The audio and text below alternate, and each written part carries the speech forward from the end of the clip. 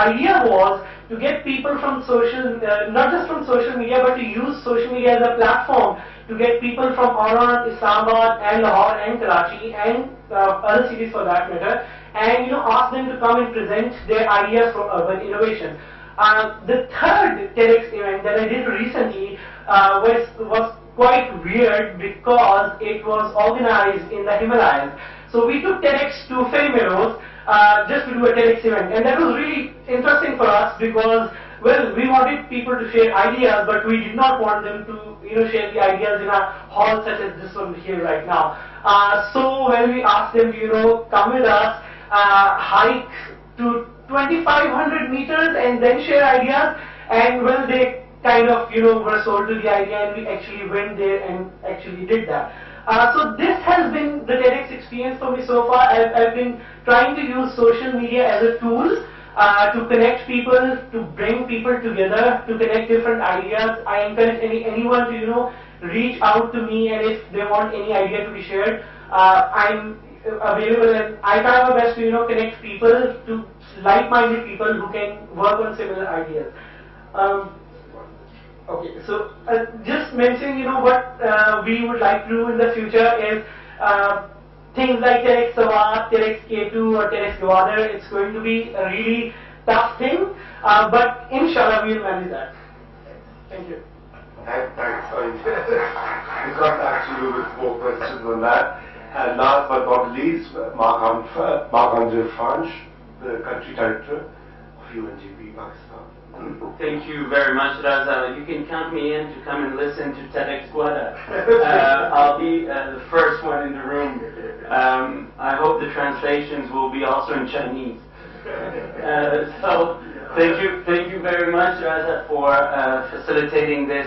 I mean, for me, it's extraordinary to listen to you, and especially in the sea of bad news that we hear about Pakistan every day. I think these islands of creativity, of innovation, are absolutely encouraging, and I hope that all of you and all of us can help make those islands become continents, and this innovation, creativity become the norm in Pakistan, because this country has that potential, not only for Pakistan but to export, and perhaps other people can make money as well.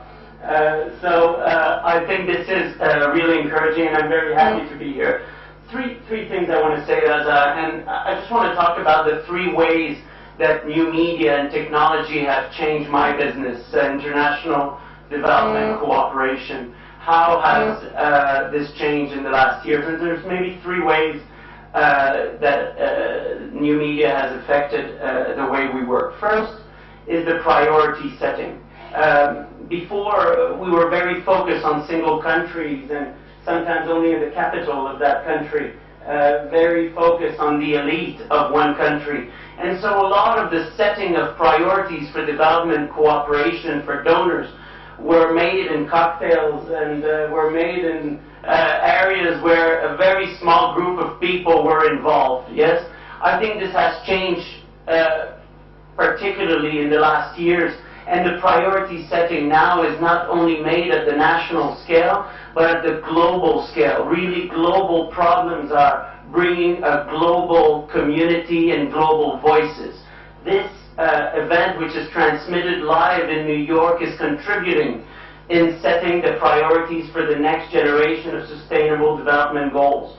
More than 1 million people have been involved in this conversation. And what have they said? Well, they've said that you cannot have sustainable development goals which will replace the MDGs after 2015 without youth being a central objective, without inequality being a central objective, without employment being a central objective. So it's no longer possible for us to do our business only out of our offices in Islamabad. Yeah? So really the way we prioritize and the way we decide what we're going to do has transformed because of new media and because of technology.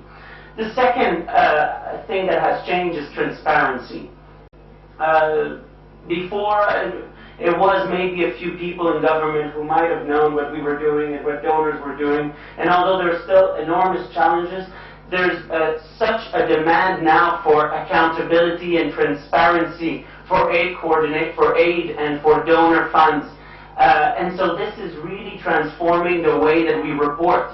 UNDP, for example, today has a portal called open.undp.org where all 7,000 projects are on there, mapped out in detail with every counterpart, every person that we have hired. So this brings together very easily all the information about what we do in over 177 countries. And this is now being replicated by the World Bank, by other development organizations. So it's really changing what we meant before by transparency and by reporting.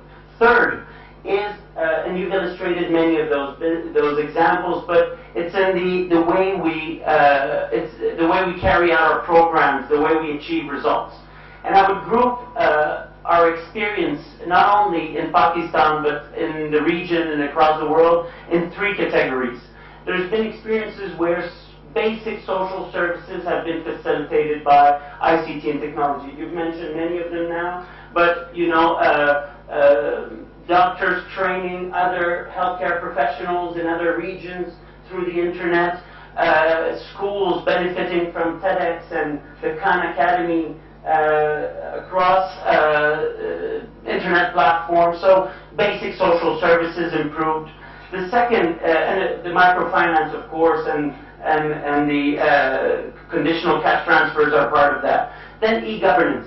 Amazing how SMS has now been used to track crime, prevent crime, transmit government information about alerts. Incredible how, as well, blogs and platforms to provide feedback to the performance of government.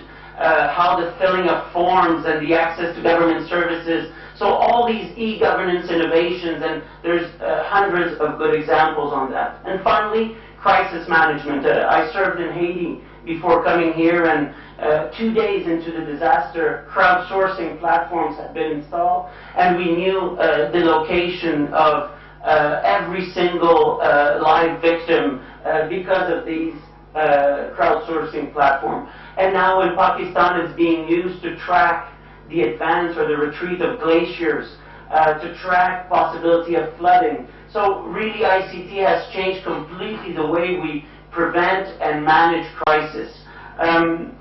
But I just want to say a few words on the challenges. And there's three challenges that come on again and again. First, inequality. You've mentioned it, Raza, and I think this is central. When the Prime Minister just issued his policy on youth with, I think, six different programs. I think it's extremely encouraging and really welcome, but we need to look at the urban-rural divide. How many of these youth in Upper Dir will have access to those programs? We need to equate the field, no? 2/3 of developing countries have no access. 2/3 of people in developing countries have no access to internet. Yeah? 90% of people in 49 least developing countries have no access to internet. So at some point, it's very nice to speak about social media and ICT, but the infrastructure and the urban-rural divide needs to be bridged. No? And this doesn't mean internet in every house. It means internet in the community center, in the health center, at the library, and so a lot can be done. Second, we need to address the basic capacity gaps. It's very hard to give someone a smartphone if they haven't the basic skills to use that. So a lot of the introductions of these technologies need to be preceded, or we need to wait for the basic literacy skills to be available. But the third challenge is also very close to my heart, is that I think the Arab Spring has demonstrated that very clearly, or the Arab Winter, or I don't know what it's called now, yeah?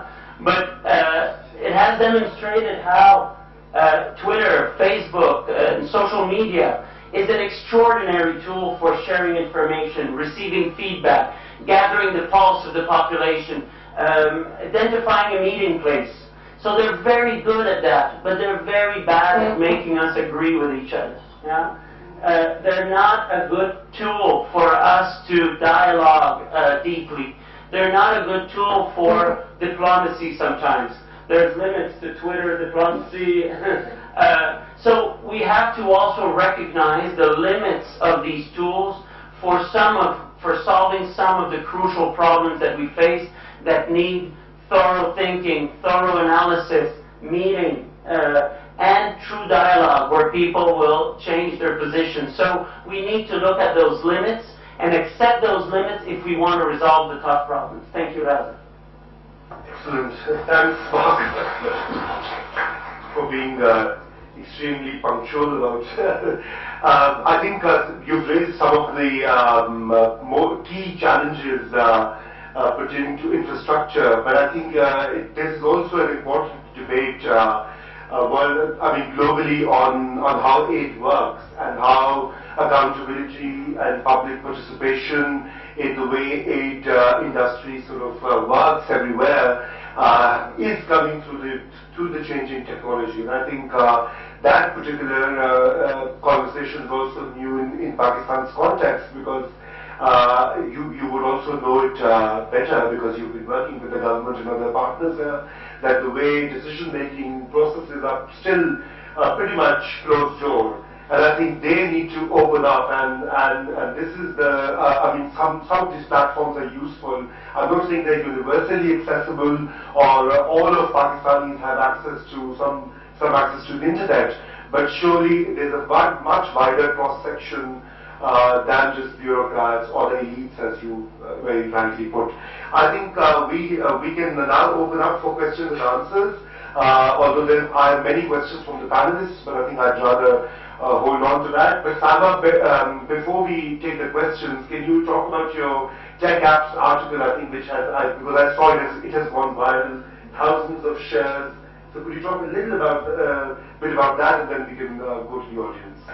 Yeah, this is an example of how I think we can use, although limited within Pakistan, but globally, the internet to give perspective on one another's lives, to show people a different viewpoint of what's going on in Pakistan, and to get people to share their ideas as well. So the story that we covered is that we went to Lahore, and as Reza rightly says, we've had a fantastic response on all CNN platforms to it. And we met some really interesting young entrepreneurs who are very innovative, using technology to create some very sustainable solutions for the future, whether that be poverty reduction or let me tell you a bit about them, because they were just so amazing. I was totally overwhelmed and very impressed.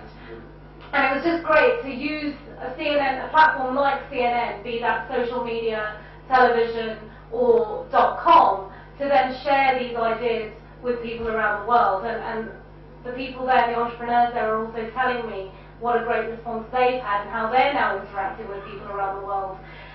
So, for example, the main focus of our report was this company called Groupic, which has solved this timeless problem of when you're out and about and you want to take a picture of yourself with your friends, and you always get left out of the picture. So they come up with this solution. But through them, Google picked them up, took them to Silicon Valley. They've had this great investment, and it just shows how young Pakistani talent is doing business with the rest of the world now. And those barriers of security concerns, or people who might not want to come to Pakistan, those travel barriers, those boundaries, those geographical boundaries have just completely gone down, and connections have come up. But following that, we went to an incubator, a tech incubator in Lahore, at the Information Technology Park that Surf runs. And I met 13 different groups working on some amazing ideas. And for those of you who've been in rural communities in Pakistan, you'll know that tube wells run the water system in fields, and farmers use them. And there's a lot of water wastage in Pakistan and around the world. And these young people have come up with an app, and of course there are some concerns about teaching people how to use this, have come up with an app to basically control water flows. So when a farmer's out in the field and he can't get back to the tube well, he can use the app on his mobile phone to control the water flow around the land. It was so incredible to see this. There was someone who came up with an app called DrivePal, which this is brilliant. Basically, when you're driving along and you have an accident and you're running this app, it works on the GPS system and the compass in your smartphone, It will inform the nearest emergency services and your next of kin. There was a young lady who developed some kind of technology to reduce corruption through stealing, whether that be someone delivering petrol for your generator, filling up the tank in your car, and don't ask me how it works, but it was designed around clamping down on corruption in Pakistan. So some very Pakistan-specific solutions, some solutions, global solutions. I can't think of all of the ones I saw, but there are a lot of sustainable solutions that can be delivered. And through my reporting, I've also seen, how mobile phones, mobile money is being used in Kenya and in Pakistan now for people in rural communities. And there are plenty of opportunities. And once again, I know being a journalist, you might think, well, what social good do we do? But I really do feel very strongly that through reporting on these, and where people can't use technology, I go myself, and people who can't read or write can speak and talk and watch, and we can connect communities from around the world. And CNN has two very important platforms that are really dear to us, which is Girl Rising and the Freedom Project, which is looking at modern day slavery, which we're really pushing these days, and we're getting a great response to around the world. Thank you. Thank you, Simon. Great stories. So we'll open up the question and answer session. We'll take 3 questions. Please introduce yourself. Be very, very brief, and also indicate whom would you like to respond to your query.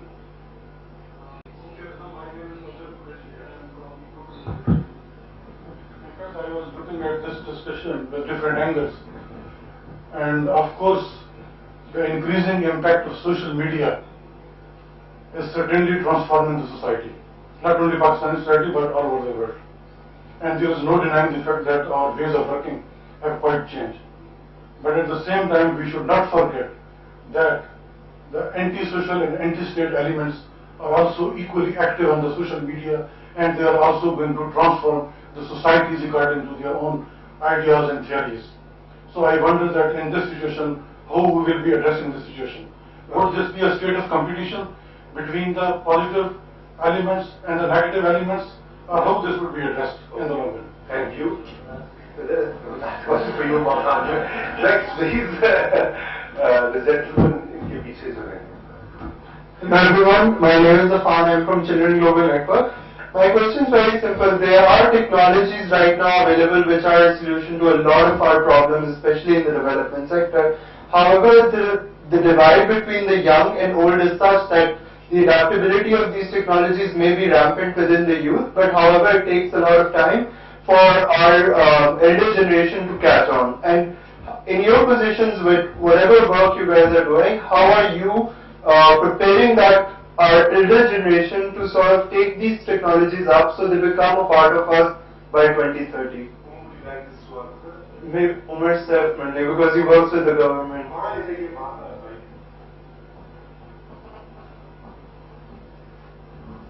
My name is Sayyid Aun Shirazi. I am a journalist. My question is that countries are using social media against countries. Spy agencies are using social media against spy agencies.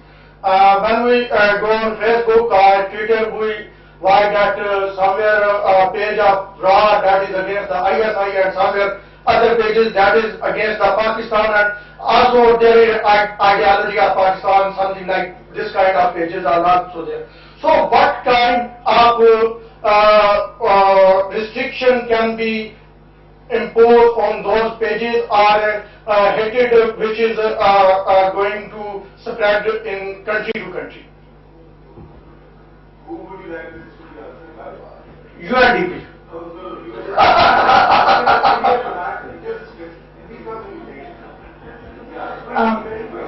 My name is Adam. I work with the Association for the Development of Pakistan. My question is also to Mr. Omar.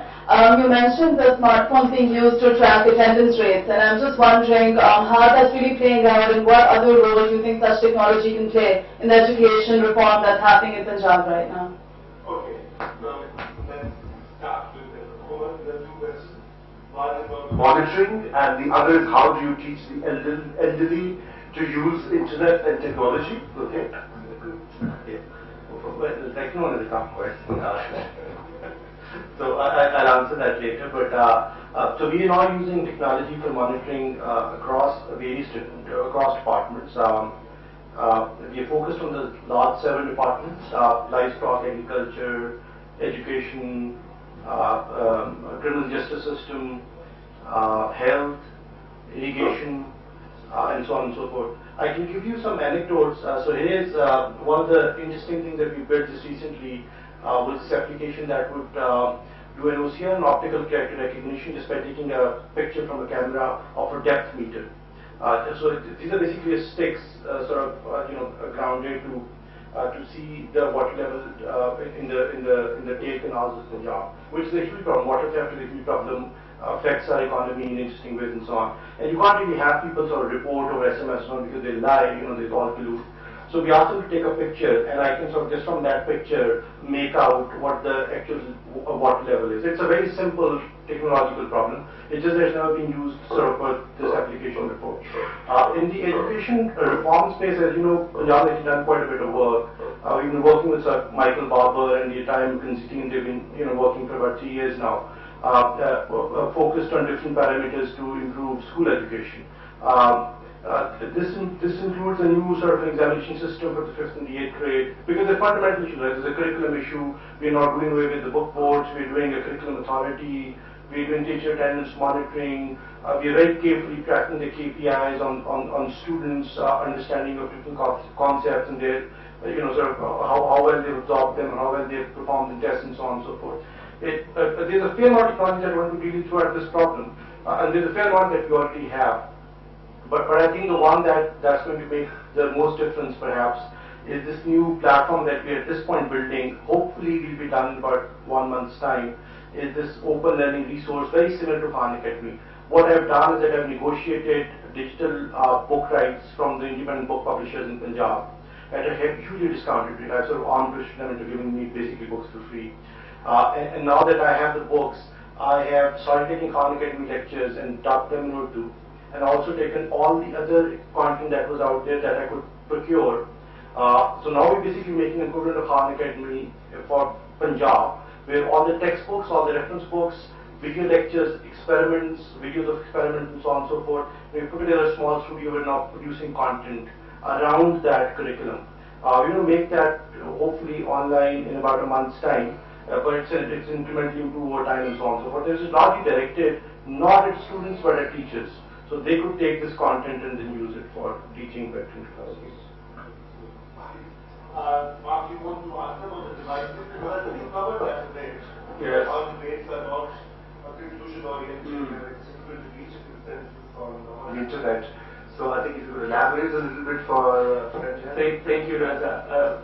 I think, let me speak from the regional and global perspective, and I'll let you interpret that to the realities of Pakistan. I mean, like anywhere else, social media can be used for good and bad purposes, and positive and negative actors, state and non-state actors can use it. I think that the central answer that I could give is that we can't, the problem is not the tool. The problem is not social media and the media. The problem is deeper in society and needs to be fixed where the problem lies, meaning what is the quality of your institutions, what is the depth of democracy, how accountable are your institutions, how strong is the divide of your pillars of the state between the legislative, the executive, and the judiciary. So what I mean is that it's not by censorship, it's not by blocking those tools for certain people or blocking access of certain sites and etc. that will resolve the central problem. The problem that you're highlighting is a problem of deficit of democracy.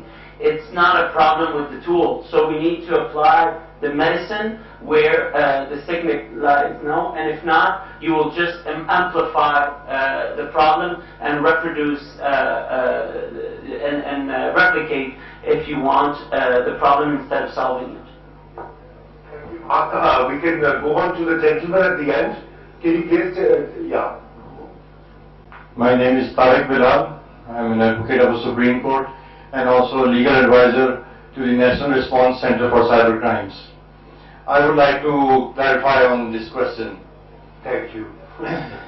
In Pakistan, there is a full-fledged setup across the country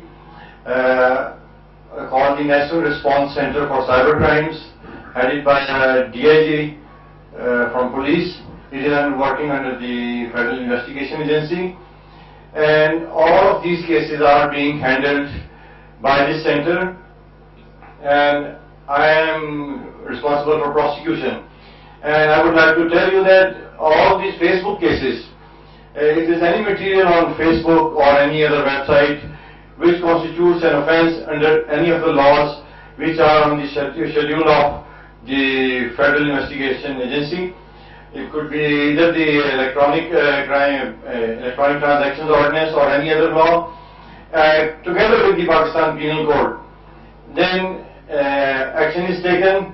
And I would also like to apprise you that our courts have changed during the last few years, and now during the last more than 2 years, I can tell you that not even in a single case of relating to Facebook, anyone accused was granted bail, no one at all, unless and until the complainant, who was mostly a lady, appeared before the court and requested the judge that please let this person go. So there is a forum there. I need to meet you because I have a few cases to settle on hate speech against me. Sure. Thank you very much for giving me the opportunity. I think I just want to quickly butt in before going to this whole issue of Pakistan's enemies trying to use social media. I think, as Mark said, there's nothing wrong with the technology. It's how you use it, and it is so limitless that it allows you to make your counter argument go on. I just want to make a historical remark here, and I hope I'm not quoted. There has been a resistance to technology in this region. In 1860s, when the railways came in, they were opposed by the conservative sections of the South Asian Muslims, and so the fatwas were issued that whosoever would sit on a railway bogie would actually go to hell. Similarly, when the loudspeaker came in 1880s or I think late 1870s, it was also thought that whoever would hear the loudspeaker's voice would suffer in hell. And guess who uses the loudspeaker the most? I need not explain anymore. So I think we need to get away from this resistance to and fear of technology. Technology is nothing without the people who use it. If there are people you find who are working against the interests of Pakistan or saying something, I think there are avenues legal, as the cybercrime advocate mentioned, and on all social media sites now you have reporting websites. So I think really we should not be really worried about that. We should be more worried about how we can use the technology for our own good. I think after that.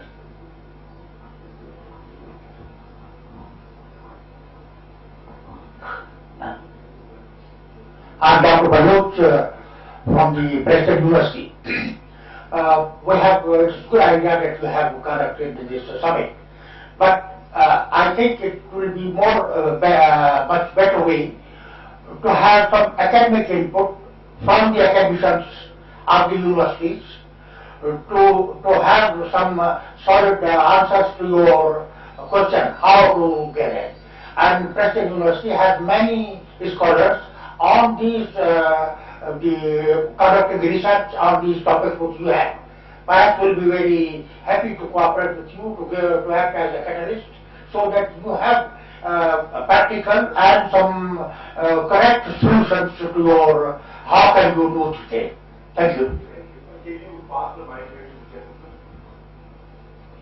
Thank you. My name is Abrar Amin, and I'm a consultant on branchless banking and e-governance. Just a question to Mark. China just successfully managed to pull 900 million people out of poverty over the last 10 years. This is a feat unmatched in human history, and everybody is acknowledging it. And yet YouTube is banned in China, and Facebook has very limited access to selected cities. So if we were to go by this norm that unless and until the social media is necessary for poverty reduction, aiding in the expansion of society, and awareness and so on and so forth, then how have they done it? Okay, here, one more. Please keep it brief. I am Dr. Bishir Khilji from Preston University, Head of Department of Economics. My question is, nanotechnology is considered much more significant in these days. How it can be used for sustainable development, poverty reduction in Pakistan? UNDP. Tough question coming your way, Mark. Okay, one more and then we'll get the panel to respond. Go at the end, right at the end. There. Yeah, hello. My name is Numair. I work at a company called Elixir Technologies. I'm a tech guy. And coming back to the topic, sustainable development and poverty reduction, I was just wondering that Indonesia is working towards making data openly available. The government is making it openly available so that small businesses can prosper. And I was just wondering, maybe Raza or Umar could answer this question. When do you think Pakistan is going to start working towards this, making open government data possible so that businesses can actually use that information and achieve some level of growth in the small business sphere? Thank you. Yeah, you start. In the next and the last round of questions, we have to have questions from ladies who are here because it is extremely gender imbalanced discussion going on. So, yeah, well, I mean, at least you're there. So, surely you can have more participation than I think now there is a Right to Information Act, both in federal government as well as provincial governments. Punjab passed a Right to Information Act about 2 weeks ago. We adopted before the elections. I was personally heavily involved in that. And I think KPK has just passed the Right to Information Act, which is probably even better. At this point, so given that we have an RTI, we are obliged legally to proactively disclose information to the citizens. I made friends with someone who's also of IGR with the World Economic Forum. His name is Vivek Kundra, who built data.gov for the Obama government. And he showed me data.gov and how it works, and I was very impressed. And ever since I've been pushing for the RTI in Punjab. We have an RTI now, and we're building something very similar to data.gov. I'm starting out with taking a development portfolio. Punjab has a development portfolio about 250 billion rupees per year, about 263 billion rupees per year. So taking the development portfolio, which is new projects, development projects that the government invests in, and making all of that, easily accessible. So you can, in about 4 to 8 weeks from now, we are well into building that platform. You can go into this platform now and see where the schools that the government has funded, how many schools where, how long did it take to build these schools, and so on and so forth. And we also proactively reach out to the communities to now try and find out whether the school has been built or not, whether the road was built or not, whether the tube was actually put there or not. So we practically disclose information to the point that we're actually reaching out to the citizens to find out if the work was actually performed or not. Once I have the development budget sort of practically disclosed, the next part is to go to the departments and take the regarding budget and make that practically available on Pakistan's data.gov.pk is what I'm ready for right now. In the 4 to 8 weeks, we'll have the basis current enough with the development portfolio, and the non-recurring budgets will sort of follow from there. But I suspect from interactions with the donor agencies and so on, working in KPK and the federal government, I think they'll follow suit shortly after. Well, first, I think all generalizations except this one are false. Yeah. So I think this is very important to start with that. But also that saying that technology and new media and the media contribute significantly to poverty reduction, to reduction of inequality, does not mean that reduction of poverty and reduction of inequalities need new media and technology. Technology will never replace having a plan that you stick with, which is what China has done. They have a plan and they stick with it for 20 years. Yeah, it's a plan. And so they stick with the plan. Second, institutions at the local level that deliver services. So the technology will never replace having institutions, which is basic rules of the game that everybody respects and where there is a state that is enforcing it, yes, which is unfortunately not happening in most countries that do not progress in MDGs and fighting poverty. And third, China has invested in people now like never before, and I would say that if there's a country in Southeast Asia that has not invested in its people, it's Pakistan. And this, we illustrated this at length in our latest Human Development Report. That doesn't mean that everything is perfect in China, but seriously, what China has done, it's extraordinary. And the amount of the reduction of poverty, so we will be able to accomplish much of the goal, number one, of the MDGs, because of the efforts of China, India, and a few other countries. So I think we need to recognize that, we need to look more to them, but we have to remember that all generalizations are false, except this one. And this nanotechnology, I am so ignorant of this, but I can connect you perhaps with people that know something about that. I finished my chemistry a long time ago, and so I'm a bit out. So I will connect you with someone.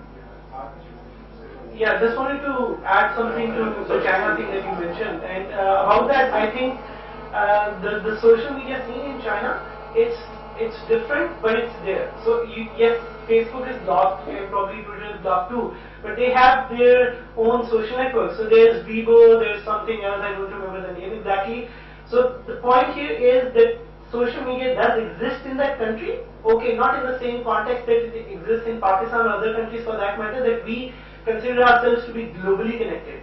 They're probably not globally connected, but they are connected among themselves, and that's the point of social media. At the end of the day, I'm more concerned about what's going on in Pakistan on Twitter, except most probably the sort of conversations that I'll be following, the sort of conversations that I'll be having will be based on what's going on in Pakistan. And that's, I think, how China is tackling that issue.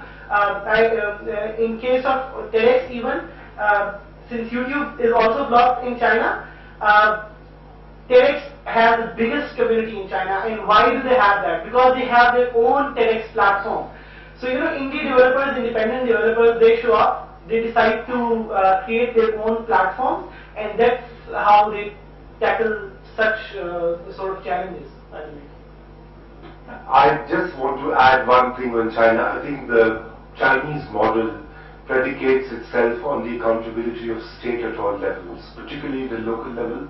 One of the stories which is missed is that China has very strong local government institutions and a very strong parallel political accountability of the bureaucrats who deliver services. So for the Chinese Communist Party, when it finds out that a certain official is corrupt or has not been able to deliver the services, you know what they do to them, I need not mention. That's also not a very pleasant idea. Anyway, the last round of questions.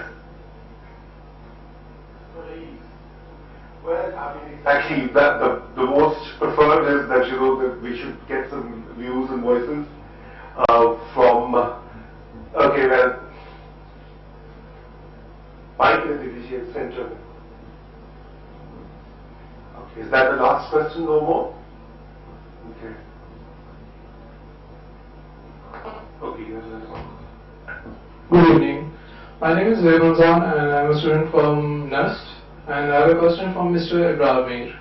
As they mentioned there about UBL, about Benazir income support. I've seen a huge amount of queue in roads in our communities regarding the Benazir scheme. Rather than making ease for them, it is being a pain for them as well.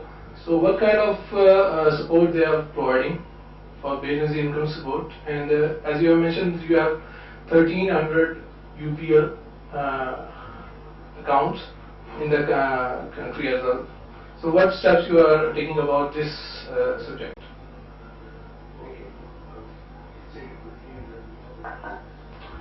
I wish I could say this was a technology related problem. It's a pure distribution challenge. So when you've got a couple of thousand people in a locality who are told that they have received their money in their account today, everybody wants to get their money out that very day. So it's a pure distribution challenge. It could be managed by staggering the payments in the accounts.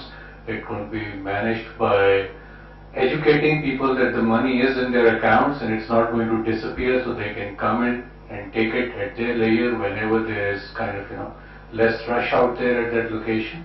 But that's a challenge that we have to face, and it's going to gradually kind of dawn upon people that it's their money. Once it's been credited to their account, it does not disappear. And hopefully in the near future, once people have gone through the experience of getting the money on a regular basis, they will start to become more patient and give it some time before everybody wants to come in and get the money at the same time. Okay. Mike, last question, and then we'll wrap this up.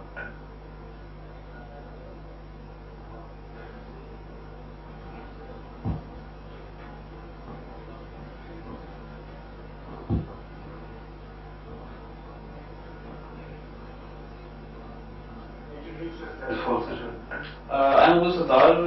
I'm an independent research consultant and part-time student of MS Development Studies in Accra University.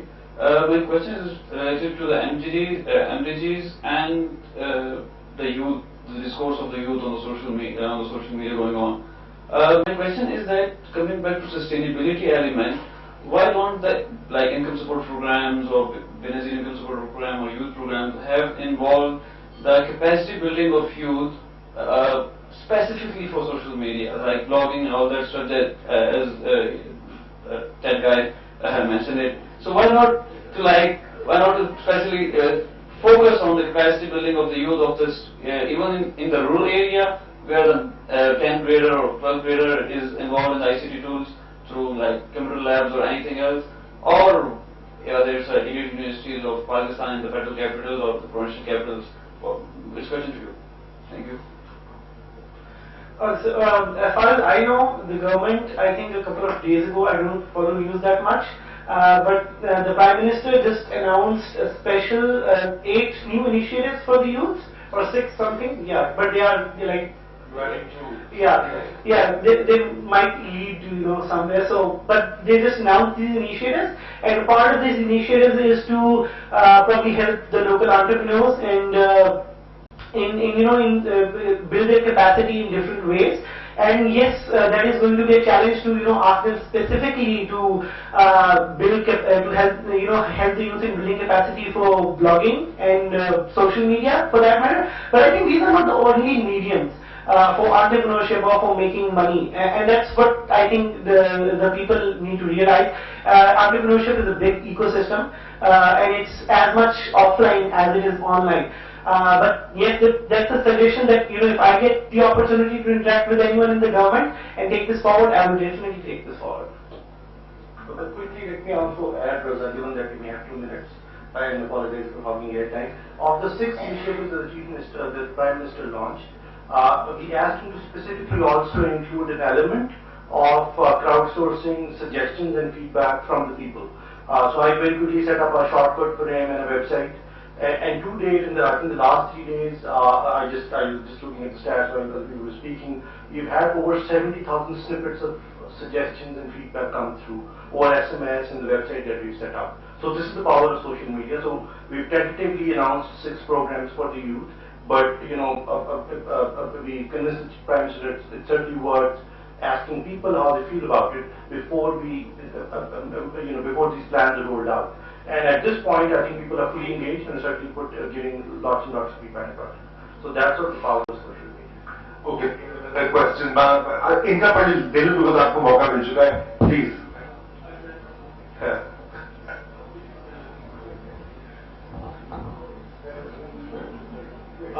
This is Fayaz from STPI and I'm a researcher.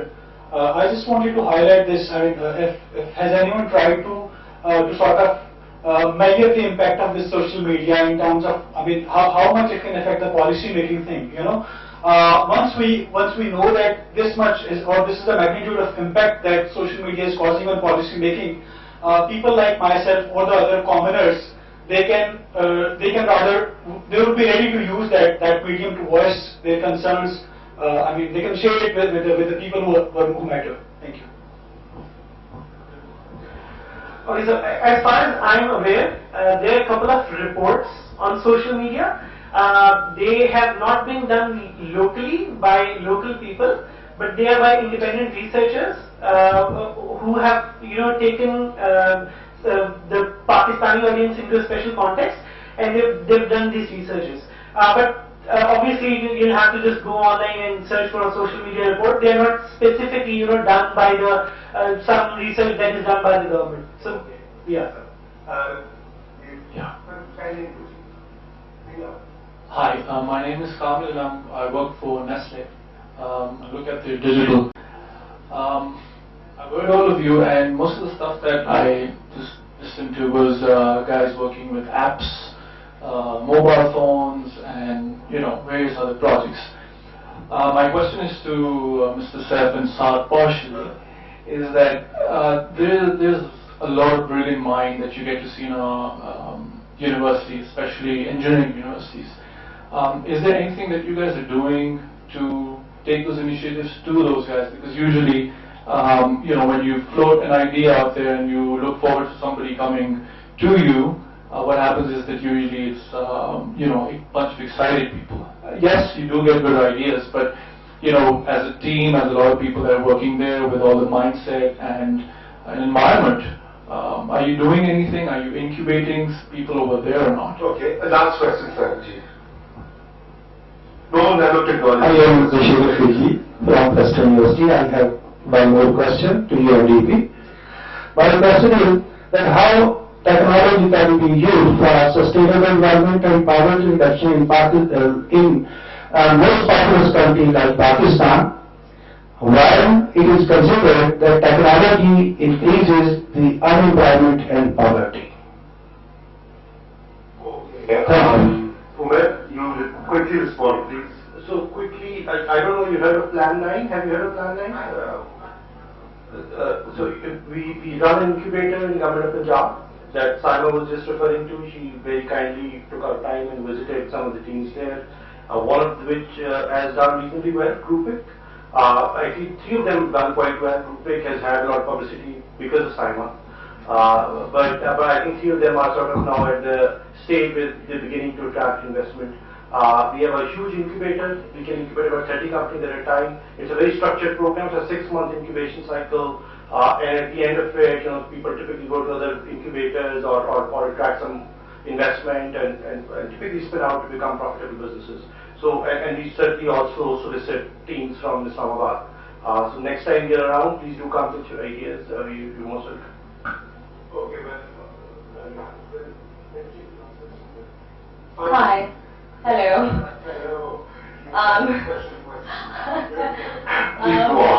So my name's Anam. I'm from the UNDP. Yes. There's no representative. This is just a. So my question is directed towards any one of the panelists. Social goods are also known as coordination goods in this arena of social sciences, and they've been used as tools to organize politically, to participate in democratic processes, essentially tools that promote democracy. But what we've seen in Pakistan most recently has been a ban on certain social goods, like YouTube, for instance. And can this be seen as a threat to democracy itself? And which are the relevant actors that need to be mobilized to address this? Okay, Saima, you take the early question, and then the more difficult we'll ask Mark to take that, which is the country director of UNDP. And being an impartial journalist, of course, Razan, I have no opinion about politics. Very quickly, just one thing that when you were asking about the technology, how does it really apply to everyone? I think the key is that I think there are 120 million mobile phone users in Pakistan, and that's why, and they can all SMS, all of my domestic staff or people I know who, not all, I've got one by the way, but people who don't read and write have learned to use mobile phones in a very basic manner, and that puts the technology right in their hands, which is the stuff that Umar is trying to build on as well. It's not, and other people, it's not just smartphone technology and access to the internet. And I've covered stories in my career of seeing how people are connecting in rural communities using smartphones, or solar panels are running computers for kids in the middle of a jungle. So technology can be used in all sorts of ways for people in far-fetched rural communities too. We could debate, I think, the relationship between technology and unemployment. I think it's a very, very interesting field, but perhaps two things that we could say is that historically, like as I was mentioning, there's always been a fear that technology will reduce employment. Yeah, the bank employees don't want bank tellers because they're going to lose their jobs. Ticket booth people don't want ticket machines. And this is true that if you look at the global experience, initially technology does bring in a reduction of unemployment in certain industries in certain places. But the introduction of technology, and this is thoroughly studied, on the medium and longer term brings boosts in productivity and increases employment and opportunities. And we would not be where we are today, and we wouldn't have been able to sustain 6 billion people on the planet without technology. So there is, of course, this is not true, again, in all circumstances and in all countries, and we need to look at each industry and each technology separately. But to make a generalization, albeit a false one, it is overall positive for employment. I think I'll just add to that because I remember reading it in The Economist some years ago that a certain percentage of increase in mobile telephones leads to a % increase in GDP. I mean, that was a survey and somebody run by some figures. So I think there's a direct nexus, and I think that sort of addresses your question on policy. If you look at what is happening in Bangladesh, that is perhaps gives you a lot of policy insights, because the markets, given the lack of infrastructure or weak infrastructure, often farmers are using telephone, SMS information, as Simon mentioned earlier, to check the prices, where fish is selling for a higher rate, so they don't sell it where it's selling for a lower rate, and they go and walk a few miles to make extra money. And all of these things are happening in Rwanda, in Bangladesh, in parts of Latin America, and how technology is enabling particularly the poor. I mean, and so it has very serious policy implications. Whether in Pakistan that we are going, I think Pakistan has already embarked on it in an unwitting manner. The whole case of Nazra, which I would like to cite, that perhaps it's a success story of our decade, last decade, and very sort of unsung success story, because it has brought together